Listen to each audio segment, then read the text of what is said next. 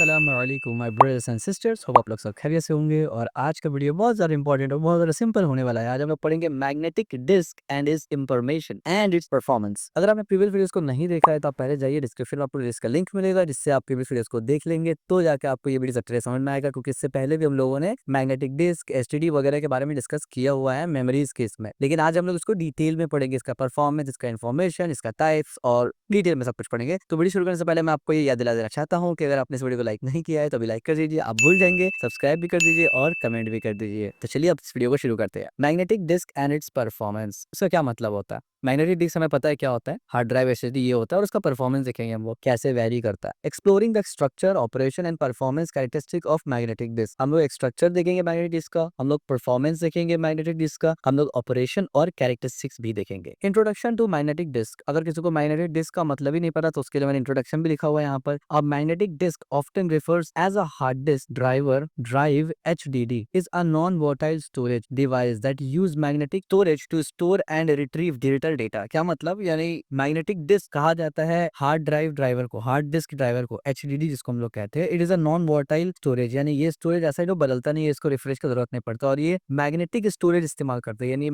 Magnetism को इस्तेमाल करते हैं, मैग्नेट्स को, और जो मैग्नेटिक मैकेनिज्म है उसको इस्तेमाल करता है to store and retrieve digital data. It has been a cornerstone of a data storage for decades, यानी काफी टाइम से ये इस्तेमाल होता आया है, ठीक है, आज भी इस्तेमाल होता है। Offering reliable and cost effective storage solution, सबसे बड़ा अच्छा बेनिफिट यही है कि ये कॉस्ट इफेक्टिव है और रिलायबल है, यानी चलता काफी टाइम तक है और कॉस्ट इफेक्टिव भी है, बहुत कम में आता है। एसडीडी वगैरह आपको पता होगा, मेरे पास भी 1 टीबी का है, आपके पास भी जरूर होगा ये। हालांकि मॉडर्न पीसी जब आप आज खरीदेंगे तो आपको एसएसडी मिलता है, बट एसडीडी भी लोग खरीदते हैं क्योंकि उसका प्राइस बहुत कम होता है, हालांकि वो स्लो भी होता है। नॉन वोटाइल स्टोरेज, इसका मतलब retain data even when power is off, यानी पावर कंप्यूटर ऑफ भी हो जाए तो डेटा नहीं खत्म होता, उसका हटता नहीं है, अनलाइक जैसे कि रैम है। मैग्नेटिक टेक्नोलॉजी, ये मैग्नेटिक टेक्नोलॉजी है, use magnetism to store and retrieve data, ठीक है, यानी मैग्नेट्स को इस्तेमाल करके या मैग्नेटिक मैकेनिज्म को इस्तेमाल करके ये काम करता है। कॉस्ट इफेक्टिव है, low cost per gigabyte compare to other storage, यानी बाकी स्टोरेज से इसका कॉस्ट लो होता है पर गीगाबाइट के हिसाब से। अब इसका स्ट्रक्चर और ऑपरेशन क्या होता है वो समझते हैं भैया। A typical magnetic disk consist of a several key component that work together to store and retrieve data efficiently, यानी magnetic disk several key component से मिला हुआ है। वो कंपोनेंट्स क्या है हमको समझना पड़ेगा,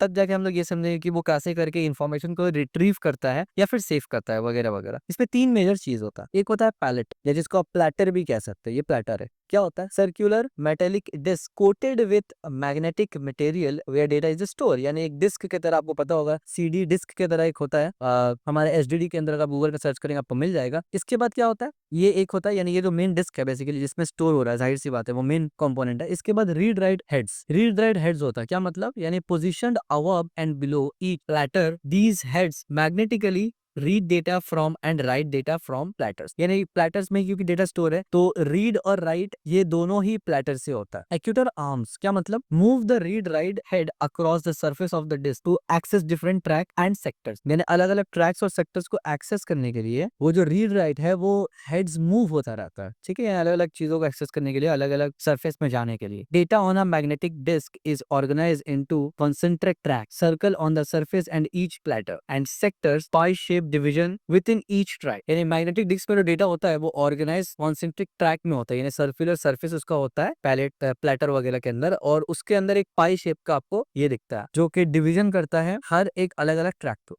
यानी अगर आप नेट पे सर्च करेंगे इसके बारे में कि वो दिखता कैसा है, यानी एचडीडी के अंदर का जो कंपोनेंट है वो कैसे दिखता है, तो आपको अच्छा खासा आइडिया आ जाएगा। The disk spin at high speed, disk जो घूमता है, जाहिर सी बात है वो फिजिकल डिस्क घूमता है तब जाके आपका ऑपरेशन होता है, रीड राइट ऑपरेशन होता है। उसका हाई स्पीड एग्जांपल के तौर पे 5400 होता है या फिर 15000 तक जाता है रेवोल्यूशन पर मिनट, यानी यहाँ पर इसका जो यूनिट है, मेजर यूनिट है, वो पर मिनट दिखा जाता है। Allowing the read and write hands to access data quickly, यानी इसी की वजह से बेसिकली डेटा एक्सेस जल्दी से हो सकता है, ठीक है, और इसीलिए ये स्लो भी होता है क्योंकि ये फिजिकल डिवाइस होता है ना, ये कितना स्पीड घूम जाएगा। Magnetic disk structure, track and sector organisation, यानी मैग्नेटिक डिस्क का स्ट्रक्चर है उसमें ट्रैक्स और सेक्टर्स ही मेजर होता है, ठीक है। अब परफॉर्मेंस कैरेक्टरिस्टिक समझिए। सबसे पहले एक्सेस टाइम क्या होता है, द एक्सेस टाइम, आपको पता है जितना टाइम लगेगा एक्सेस होने में, लेकिन इसमें क्या है important, the time is take for the read write head to position over the correct track and sector. जाहिर सी बात है अब ये ट्रैक और सेक्टर क्या है, ये डिस्क के ऊपर है, बहुत सारा डेटा उसमें मौजूद है, तो करेक्ट डेटा को लेना पड़ेगा ना। आप एक पर्टिकुलर डेटा को रीड राइट कर रहे हैं, तो वो डेटा को ढूंढना और फिर उसको रीड राइट करना,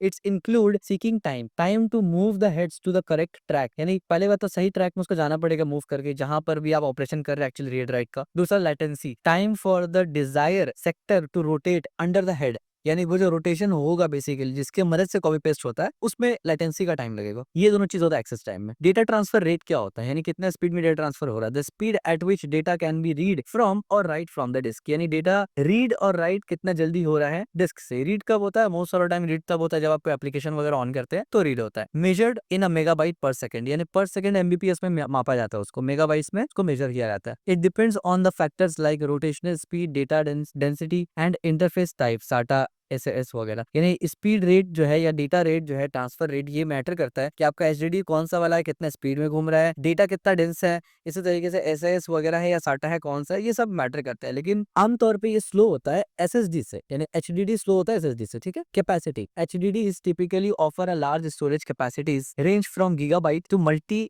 terabyte, making them suitable for storing a vast amount of data at a relatively low cost per gigabyte compared to other storage technology. Of course, हमें पता है कि ये सबसे ज्यादा लोएस्ट जो है वो कॉस्ट में आता है और सबसे ज्यादा बड़ा मिलता भी है हमें size. Reliability and durability, modern HDDs are robust and can withstand shock and vibration to some extent, but they are mechanical device prone to wear over time. यानी आमतौर पे ये जो शॉक्स वगैरह होते हैं या वाइब्रेशन वगैरह होते हैं जो नॉर्मल फेलियर में प्रॉब्लम करते हैं बाकी स्टोरेज वगैरह को, हार्ड डिस्क उसको संभाल तो लेता है कुछ हद तक, लेकिन क्योंकि फिजिकल डिस्क है तो ओवर द टाइम ये थोड़ा सा खराब हो जाएगा। लेकिन ड्यूरेबिलिटी बहुत अच्छा है इसका। तो परफॉर्मेंस में चार चीज हमने देखा, access time, data transfer rate, capacity और ड्यूरेबिलिटी। परफॉर्मेंस फैक्टर्स, कौन कौन सा चीज है जो परफॉर्मेंस पर इन्फ्लुएंस करते हैं, यानी परफॉर्मेंस का फैक्टर कौन कौन सा है, किन किन फैक्टर के बेस पे परफॉर्मेंस चेंज हो सकता है। Several factor influenced the performance of magnetic disc. सबसे पहला रोटेशनल स्पीड। रोटेशनल स्पीड का मतलब जब सीडी या मतलब डिस्क है वो घूमेगा, higher speed generally reduce latency and improve access data time. यानी स्पीड से अगर वो घूमेगा जाहिर सी बात है यानी जल्दी काम कर रहा है। Data density, higher density allow more data to be store per platter, increasing transfer rate. यानी डेंसिटी अगर डेटा का ज्यादा है तो प्लेटर में ज्यादा से ज्यादा डेटा स्टोर होता है, ट्रांसफर रेट बढ़ जाएगा। और फिर caching, use of onboard caching buffer memory helps improve read and write speed by temporary storing frequently access data. यानी यहाँ पर भी एक काइंड ऑफ कैश इस्तेमाल होता है जो कि जिसको ऑनबोर्ड कैशिंग भी कहा जाता है, बफर मेमोरी होता है। ये हेल्प करता है कि इंप्रूव यानी रीड राइट स्पीड को इंप्रूव करने की कोशिश करता है कुछ कैश अपने अंदर रख के जो ऑलरेडी आपने एक्सेस किया हुआ है, फ्रीक्वेंटली एक्सेस डेटा होता है। ठीक है। इसका एप्लीकेशन कैसे करके होता है, बड़ा सिंपल सा चीज है भैया। Magnetic disk are widely used in various computing environment. हमें पता है पर्सनल कंप्यूटर में इस्तेमाल होता है ये। Primary storage for operating system, application and user data. ठीक है। आजकल आजकल क्योंकि ये मतलब बहुत ज्यादा फेमस हो चुका है एसएसडी वगैरह,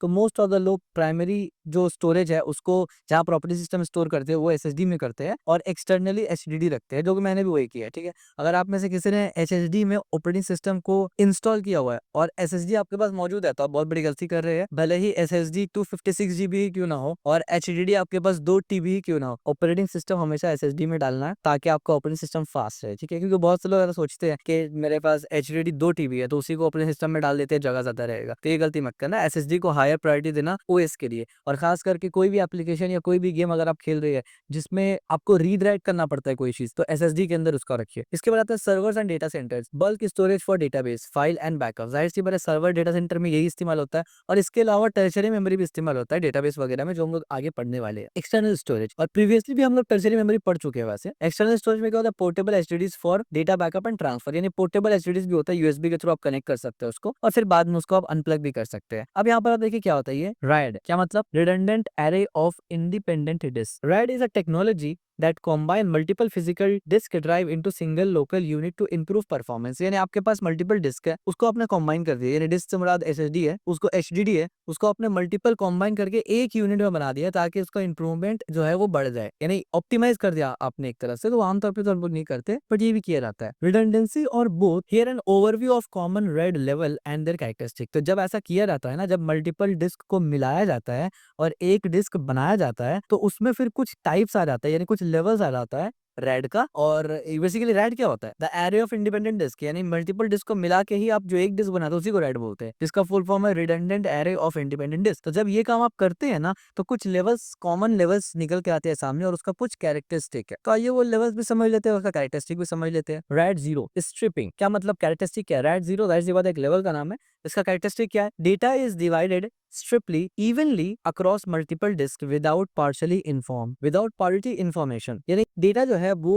डिफरेंट डिस्क में डिवाइड हो जाता है इंफॉर्मेशन को लेके, और बराबर इंफॉर्मेशन को लेके पार्ट में डिवाइड हो जाता है, ठीक है, यानी अलग अलग डिस्क में डिवाइड हो जाता है बराबर इंफॉर्मेशन को लेके। परफॉर्मेंस देखिए, improves read and write speed significantly because data is accessed in parallel across all the disks। जाहिर सी बात, आपने एक इंफॉर्मेशन दिया, अब मल्टीपल डिस्क को आपने ऐड किया हुआ है, तो उस इंफॉर्मेशन को बराबर टुकड़ों में बांट कर एड जीरो जो है, लेवल जीरो जो है वो अलग अलग डिस्क में दे देता है। इसका मतलब हर डिस्क को छोटा छोटा चीज प्रोसेस करना होता है, जिससे परफॉर्मेंस अच्छा हो जाता है, क्योंकि पैरेलल एग्जीक्यूशन काइंड ऑफ यहाँ पर काम चल रहा है, ठीक है। रिलायबिलिटी क्या है? No redundancy, if one disk fail data on the other disk may be lost, यानी अगर एक स्टेट में इसका रिलायबिलिटी नहीं है इसका, बेसिकली अगर एक डिस्क में ये फेल हुआ तो दूसरा डिस्क का डेटा भी लॉस हो जाएगा। क्यों लॉस हो जाएगा? क्योंकि सेम डेटा को जो डिवाइड किया हुआ है ना। अब जाहिर सी बात है, अगर मान लीजिए आपने 10 GB का एक मूवी डाउनलोड किया, लेकिन उसमें 1-2 MB आखिर में करप्ट हो गया, जो मूवी का पार्ट था, वीडियो फॉर्मेट का पार्ट है, तो आपका पूरा वीडियो करप्ट हो जाएगा, वो नहीं चलेगा, ठीक है। तो वो उसी तरीके से है। इसके बाद आता है लेवल 1, जिसको बोलते हैं मिररिंग। अब ये मिररिंग क्या है लेवल 1 में? रैड में कैरेक्टरिस्टिक क्या है इसका? Data is mirrored across pair of device, यानी डेटा को मिरर किया जाता है across pair of the device, sorry pair of the disk, अलग अलग डिस्क में पेयर किया जाता है। परफॉर्मेंस में क्या होता है इसका? Read performance can be enhance since data can be read from both disk simultaneously,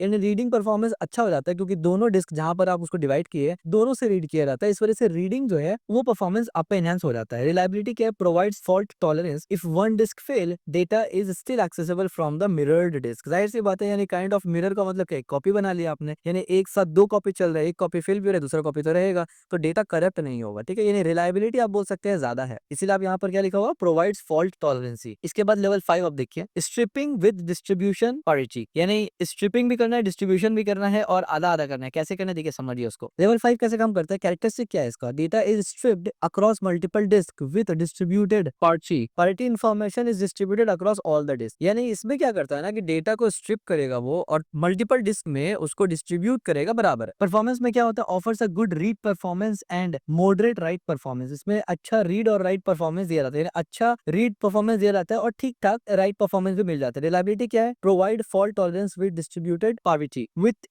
can withstand with failure of one disk without losing data. तो यहाँ पर क्या होता है? यहाँ पर रीड राइट तकरीबन दोनों ही ठीक ठाक काम करता है और फॉल्ट टॉलरेंस भी हो जाता है। इसके बाद आता है 6 नंबर, जहां पर स्ट्रिपिंग विद ड्यूल पैरिटी। इसमें क्या होता है? इसका कैरेक्टरिस्टिक क्या है? सिमिलर टू रैड 5, यानी 5 के तरह ही है, but with equal but dual parity which means parity information is written in 2 disk, यानी आसान शब्दों में ये पूरा का पूरा 5 वाला ही काम करता है, लेकिन फर्क सिर्फ इतना है कि 2 डिस्क में इस्तेमाल करेगा। यानी आसान शब्दों में अगर बोले तो टॉप, यानी एक कॉपी डिस्क बना के रखेगा, अगर करप्शन हो भी गया तो कोई फर्क नहीं पड़ेगा, यानी 2 बार मेरे पास है, ठीक है। यानी काइंड ऑफ मिरर वाला भी इसमें ऐड हो जाता है। परफॉर्मेंस में क्या होता है? Slower than RAID 5 due to dual parity calculation but offers better fault tolerance. जाहिर सी बात है, अब 2 कैलकुलेशन करेगा हार्ड ड्राइव तो स्लो तो होगा, लेकिन फॉल्ट टॉलरेंस बढ़ जाता है। कैन टॉलरेट द फेलियर और up to 2 disk simultaneously without losing data. समझ में आ गया आपको? इसके बाद एक आता है रैड 10, जिसको बोला जाता है रैड 1+0 मिरर्ड स्ट्रिपिंग। इसका कैरेक्टरिस्टिक क्या है? कॉम्बाइन रैड 1 मिरर, यानी इसको कॉम्बाइन किया जाता है रैड 1 मिरर को, और कॉम्बाइन किया जाता है रैड 0 स्ट्रिपिंग को। ये दोनों को कॉम्बाइन कर दिया। ये दोनों में फीचर क्या होता है आप देखिए, इसमें क्या है? Divide data evenly, strip evenly across multiple disc without पैरिड information, ठीक है। और इसमें प्रॉब्लम क्या आ रहा था? यानी इसमें स्पीड बढ़ जा रहा था लेकिन रिडंडेंसी नहीं हो रहा था, यानी रिलायबिलिटी खत्म हो जा रहा था। और इसमें क्या हो रहा था? रिलायबिलिटी आ जा रहा था, लेकिन और साथ ही साथ इसका परफॉर्मेंस भी थोड़ा सा अच्छा हो जा रहा था। तो इन दोनों को मिला के इसको बनाया गया। तो कैरेक्टरिस्टिक क्या है इसका देखिए, कॉम्बाइन किया गया रैड 1 को जो कि मिररिंग था और रैड 0 जो कि स्ट्रिपिंग था। परफॉर्मेंस में क्या हुआ? Provide high performance and fault tolerance, दोनों ही इंपॉर्टेंट था, हमें फॉल्ट टॉलरेंस भी चाहिए था और हाई परफॉर्मेंस भी चाहिए था, तो इन दोनों को कंबाइन करके एक हाइब्रिड अप्रोच बना दिया गया। रिलायबिलिटी क्या है इसका? Offers excellent fault tolerance as long as at least one disk in each mirror pair is optional, ठीक हो गया। एक भी अगर ऑप्शनल रहेगा, यानी एक भी अगर आप ऑप्शनल रखते हैं तो फॉल्ट टॉलरेंस बहुत अच्छा प्रोवाइड ये करता है, ठीक है। तो ये इस तरीके से होता है कि जब ऐसा सिनेरियो में जब आप हार्ड ड्राइव को अलग अलग हार्ड ड्राइव को मिला के एक बना दे तो फिर ये पूरा सिचुएशन आता है। अब इसके बाद क्या देखिए, benefits of red configuration. Red configuration करने का बेनिफिट क्या है? Improve performance. रैड कॉन्फ़िगरेशन से क्या होता है ना, पर्टिकुलरली रैड 0 और red 10 can significantly improve read and write speed bye distributing data across multiple disks and allow parallel access। यानी RAID 0 और RAID 10 को इस्तेमाल करके या यानी उसको कॉन्फ़िगर करके बेनिफिट ये होता है कि इससे परफॉर्मेंस रीड राइट स्पीड बहुत हद तक बढ़ जाता है। इसका सिंपल मतलब ये है, सिंपल इसका रीजन ये है कि जो डेटा है उसको डिस्ट्रीब्यूट किया जाता है अलग-अलग डिवाइस में और साइमल्टेनियसली वो सब रन करता है। इस वजह से परफॉर्मेंस इनहैंस हो जाता है। एनहांस रीडेबिलिटी, यानी अगर राइट लेवल लाइक राइट 1 और राइट 5 को अगर हम लोग एक साथ कर दें, राइट 6 को provide very degree of fault tolerance, यानी अगर राइट 1, राइट 5 और राइट 6 को मिला दे तो अलग अलग लेवल में हम लोग को फॉल्ट टॉलरेंस मिल सकता है, allowing system to continue functioning even if one or more disc is failure. यानी एक या एक से ज्यादा डिस्क अगर फेलियर भी हो जाए तो वो रिलायबल होगा, वो काम करेगा। Scalability, some RAID levels such as RAID 5 and RAID 6 allow for expansion by adding more disk to the array without significantly down time or data migration। यानी स्केलेबिलिटी बढ़ता है, जैसे कि RAID level 5 RAID level 6 हमने देखा, जैसे कि ये level 5 level 6 हमने क्या देखा कि डिस्ट्रीब्यूट हो रहा है, अलग अलग सिस्टम में इस्तेमाल हो रहा है, लेकिन at the same time performance खराब भी नहीं हो रहा। ठीक है, यहाँ पर खराब इसलिए हुआ सिर्फ क्योंकि ये ड्यूल पायरेटी कर रहा था, इस वजह से। ठीक है, data protection, redundancy provide a RAID configuration ensure that the data remains accessible even in the event of disk failure, reducing the risk of data loss and downtime। ठीक है, इसका क्या मतलब हो? इसका मतलब ये हो कि हमें पता है कि जब हम लोग मिररिंग या कोई भी ऐसा चीज करते हैं जिससे डेटा एक से ज्यादा जगह हो, तो उससे क्या होता है कि डेटा प्रोटेक्शन भी होता है, डेटा हमारा लॉस नहीं होता। इसके बाद आता है डिस्क कैशिंग। हमें पता है डिस्क में भी कैश इस्तेमाल होता है, राइट? तो वो होता कैसे करके? Disk caching plays a crucial role in enhancing the performance of magnetic disk. यानी मैग्नेटिक डिस्क का परफॉर्मेंस को एनहांस करने में डिस्क कैशिंग का बहुत बड़ा रोल होता है।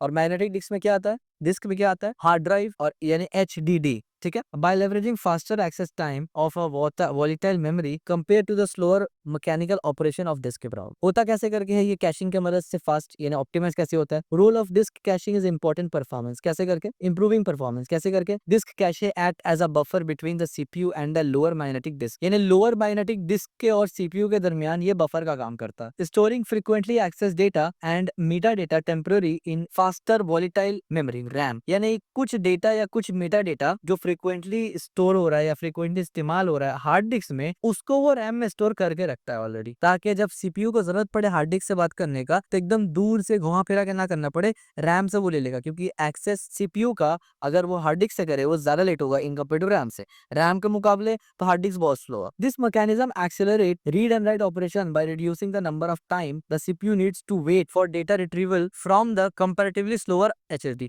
जाहिर सी बात है, अगर SSD से कुछ एक्सेस करना हमें पता है कि पहले वो मेमोरी में लोड होता है, तो जाहिर सी बात है CPU को वेट करना पड़ेगा कि पहले SSD का या HDD का या सेकेंडरी स्टोरेज का चीज रैम में स्टोर होगा, फिर हम रैम से लेंगे। तो अगर कैशे रैम में ही रहेगा तो डायरेक्ट वहां से लिया जा सकता है। तो इस तरीके से ये इस्तेमाल होता है और काम में आता है। तो कैशे इज इंपॉर्टेंट सब जगह, चाहे कैश मेमोरी हो, चाहे मतलब कोई भी जगह में जब कैश का वर्ड इस्तेमाल होता है, आप ये समझ जाइए कंप्यूटर ऑर्गेनाइजेशन में कि वो जो कैश आपने पढ़ा है CPU रजिस्टर कैश वाला, वैसे ही काम करता है। ठीक है, लेकिन अलग अलग सिचुएशन और सिनेरियो में काम करता है, अलग अलग कंपोनेंट्स के साथ काम करता है। तो कैश से मिलता क्या है? Fast data access by keeping frequently access data in RAM, disk caches reduce latency associated with mechanical disk operation। यानी फ्रीक्वेंटली एक्सेस डेटा को जब आप रैम में रखते हैं, इससे होता ही है कि लेटेंसी कम हो जाता है, जो कि आमतौर पे मैकेनिकल डिस्क में होता है जब आप ऑपरेशन परफॉर्म करें। एनहांसिंग ओवरऑल सिस्टम रिस्पॉन्सिवनेस, तो ये ओवरऑल सिस्टम को इनहांस करता है। Improving throughput, cache ensure the data required by the CPU is readily available. Cache ये चीज ध्यान में रखता है, हर कैश का यही फोकस होता है कि CPU को जो डेटा चाहिए हम उसको ऑलरेडी रेडी रखें ताकि CPU को रुकना ना पड़े। मिनिमाइजिंग आइडियल टाइम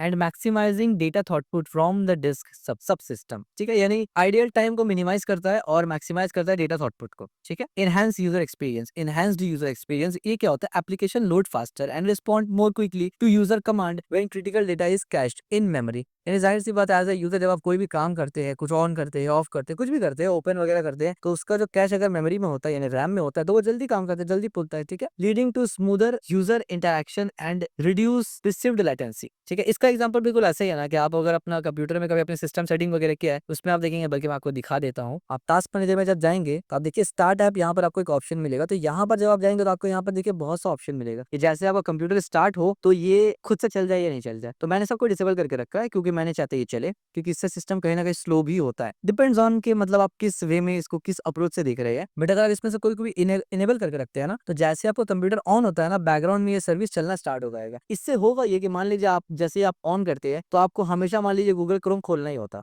मतलब वो आपके लिए कंपल्सरी है, बट और आप नहीं चाहते आपको वेट करना पड़े, तो आप उसको इनेबल कर सकते हैं। इससे होगा ये कि जैसे पीसी ऑन होगा ना, सबसे पहले वो गूगल क्रोम भी खोलेगा, यानी बाकी एप्लीकेशन लेवल सॉफ्टवेयर, यानी एप्लीकेशन लेवल सॉफ्टवेयर से बाकी से पहले वो क्रोम को खोलेगा। तो जैसे क्रोम को खोलेगा मतलब रैम में वो लोडेड है। अब अगर आप क्रोम में डबल क्लिक करेंगे ना, तो उसको लोड होकर ओपन होने में टाइम नहीं लगेगा, क्योंकि ऑलरेडी वो रैम में मौजूद है। सो ये प्रैक्टिकल एग्जांपल था जो मैंने आपको दिया। इसके बाद आते हैं cash mechanism and strategies for magnetic disk. अब जाहिर सी बात है, कैश है तो उसका मैकेनिज्म भी होगा, उसके बाद स्ट्रेटेजी भी होगा। तो मैग्नेटिक डिस्क के लिए क्या है वो समझिए। इसमें 4 है। पहला, read ahead and write back caching, यानी read ahead and write back caching. इसका मतलब रीड अहेड का मतलब क्या है, prefetch data into the cache before it's requested by the CPU, anticipating sequential access pattern. यानी सीपीयू को पता हो, यानी सीपीयू मांगे उससे पहले ही प्रीफेच करके डेटा को रखो। एल्गोरिथम के बेसिस पे आप ये अंदाजा लगाते हैं कि सीपीयू ने ये मांगा है, अब वो नेक्स्ट ये मांगेगा। ठीक है, इसके बारे में हमने ऑलरेडी, यानी ये मैकेनिज्म के बारे में ऑलरेडी हमने डिस्कस किया हुआ प्रीवियस वीडियोस में। राइट बैक का मतलब क्या होता है, holding write in the cache temporary and committing them into the disk later, optimizing write performance by batching smaller write into a larger more efficient operation. मतलब क्या है, holding write in the cache temporary and